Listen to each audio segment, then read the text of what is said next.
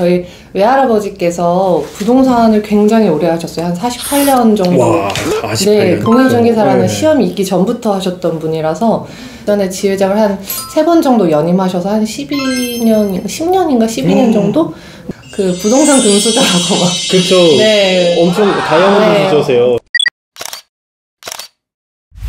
네, 안녕하세요. 육지TV 시청자 여러분, 용PD 조용현입니다. 오늘은 또 특별한 게스트분 모시고 인터뷰 나눠보게 되었습니다. 자기소개 한번 부탁드리겠습니다. 네. 안녕하세요. 저는 마포에서 부동산을 운영하고 있는 김애란이라고 합니다. 이제 중개업소가 어디에 있으신 건지도 소개 좀 부탁드릴게요. 저희 중개업 그 사무소는 저희 할아버지도 이제 중개사시다 보니까 근처에 이제 할아버지 사무소랑 제 사무소가 이제 2개가 따로 있어요. 그래서 대흥역 쪽에도 이제 할아버지 사무소가 하나 있고 광흥창역 6호선 광흥창역 쪽에도 저희 사무소가 하나 있습니다. 유튜브 채널도 한번 홍보 부탁드릴게요. 뭔가 얘기하기는 좀 부끄럽지만 당장 할 수 있는 얘기를 올려보자 해서 제가 어떻게 해서 공부를 시작하게 됐는지 뭐 어떤 방법으로 했는지 그런 내용들을 올렸고, 또 제가 이제 5살 아이가 있는 엄마다 보니까 이제 한 아이가 3살 때 어린이집 보내놓고 나름 단기로 또 땄거든요. 그래서 단기로? 네, 단기도 독학해서 땄어가지고 그런 노하우들 이제 그런 저만의 이제 꿀팁이라고 생각해서 그런 것들 위주로 3편에 걸쳐서 이제 올려놨습니다. 와, 그럼 단기라고 하면은 얼마나 걸리신 거세요? 다 해서 7개월 정도. 1, 2차 동차. 네. 근데 독학으로. 네. 와, 진짜 대단하시. 이거 오복TV라고 저희 부동산 이름이 오복이라서 오복TV라고 검색하시면 나옵니다. 아, 오복TV.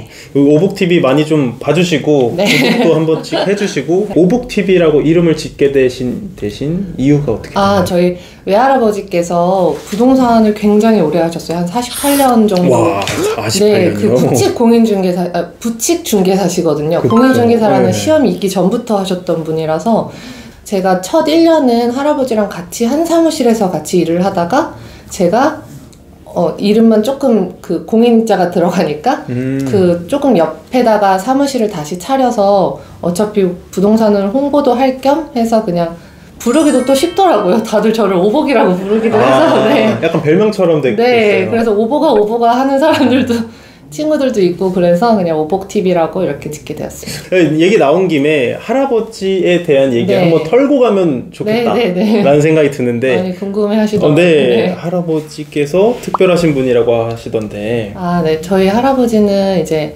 거의 40년 전 제가 태어나기도 전이니까 그때부터 이제 중개업을 하셔서 어릴 때는 그냥 할아버지 생각하면 이제 복덕방 할아버지라고 생각을 했었는데, 그래서 저도 이제 중개업을 하는 거에 좀 영향을 받기도 했었고, 그전에 지회장을 한 3번 정도 연임하셔서 한 10년인가 12년 정도? 네, 마포에서 지회장 오래 하셔서 지금도 이제 지회장이었던 그게 남아서 다른 분들은 이제 회장님 이렇게 주변 부동산들에서 불러주시더라고요. 그런 건 있어요. 제가 어딜 가도 오복부동산이라고 하면 다 알더라고요. 그쵸. 그래서 할아버지를 아시는 분이 너무 많으셔가지고. 네. 부동산에서 안단 말씀이신데. 네, 할아버지를 아시고 부동산을 하시는 걸 아시고. 그래서 오복부동산이라고 하면 이제 마포 저희 그 근방 주변 분들은 너무 많이 아셔가지고 그 부동산 금수저라고 막. 그쵸. 네. 엄청 다이아몬드 유저세요. 그 아무래도 이게 주변에 그 텃세 같은 것도 심하다고 맞아요. 하잖아요. 근데 저는 일단 그런 거를 느껴본 적이 없으니까. 그러니까. 네. 할아버지는 이제 지혜나 뭐 이런 노하우 같은 걸 많이 공유해 주시고, 대신 컴퓨터에는 많이 약하시기 때문에 그것도 이제 도와드리고. 제가 또 이런 거 마케팅이라든지 좀 그런 뭐 서류 작성하는 거라든지 뭐 정리하는 거라든지 이런 거는 제가 많이 도와드렸었어요. 아무래도 이제 할아버지는 사실 지 80이 넘으셔서 이제 취미처럼 부동산을 사실 하시는 욕심도 물론 있으시지만 약간 막 저희처럼 뭐 월 얼마씩을 그쵸. 벌어야 되고 이런 매출에 대한 그런 거는 또 없으시다 보니까 이제 막 저 같은 경우에는 좀 조용하게 막 음악도 잔잔하게 틀어놓고 일하고 싶고 막 그런데 이제 아무래도 할아버지는 할아버지의 그 생활이 있고 라이프가 있다 보니 그런 거를 제가 또 터치할 수는 없잖아요. 할아버지 그쵸. 사무실에서 제가 공짜로 무상으로 있는 건데 그래서 네. 네, 원래 사무실을 이제 하나 더 하게 된 것도 네네. 그 등록을 여기다가 하려고 했던 게 아니라 그 마케팅 같은 것 때문에 이제 유튜브나 블로그를 좀 더 좀 전문적으로 많이 해보자 해서 사실 작업실을 하려고 원래 이게 부동산 사무소를 인수한 게 아니라 그냥 공방이었던 네네. 거를 제가 그냥 인수했어요.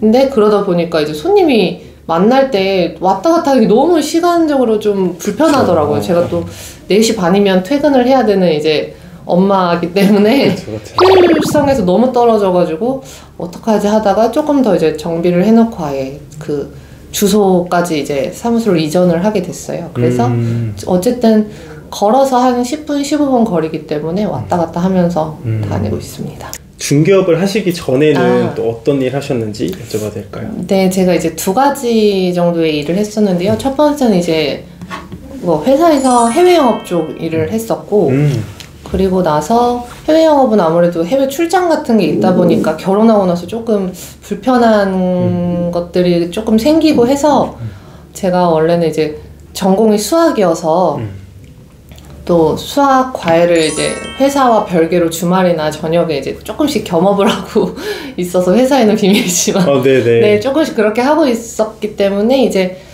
나중에는 학원이나 공부방 같은 거를 좀 차려보려고 그 아예 전향을 해서 수학 강사로 또 한 2, 3년 정도 일했었어요. 이제 거기서 아이들 가르치고 이제 출산 거의 3주까지도 계속 서서 이제 강의도 하고 너무 재밌었는데 저는 너무 복직하고 싶었는데 이게 현실적으로 학교가 아니다 보니까 학원은 시간대가 늦잖아요. 근데 아기를 케어하면서 이게 봐줄 사람이 있지 않는 이상 불가능하더라고요. 그래서 네, 이게 도저히 너무 이제 낳기 전에는 한 6개월 정도 키우고 뭐 맡기든지 어린이집 보내고 뭐 해야지 했는데 안 되더라고요. 네, 그래서 결국에는 무한 주부의 길로 들어갔었어요. 무한 주부의 길로 계시다가 근데 중개업을 또 이렇게 뛰어들어서 또 시작을 하게 되신 거잖아요. 네, 맞아요. 뭔가 특별한 계기가 있었나요?